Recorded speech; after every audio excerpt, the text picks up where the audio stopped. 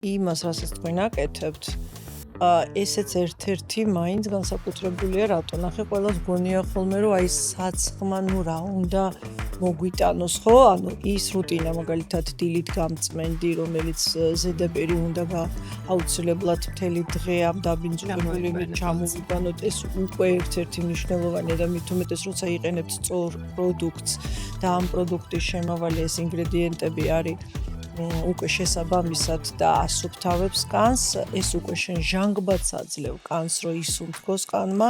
შემდგომ უკვე ამის შემდეგ ყველამ კარგად ვიცით, რომ ვიტენიანებთ სახეს, მერე ვიკეთებთ შრატს, ამ შრატშიც და საცხშიც მით უმეტეს, რასაც თქვენ იყენებთ ჟერმენ დე კაპუჩინის ყველაში შემავალი არის ის ინგრედიენტები, რომელიც ყოველდღიურად უჯრედის განახლებაზე მუშაობს. ანუ არც ის რო არაფერს არ აკეთებთ. პირიქით.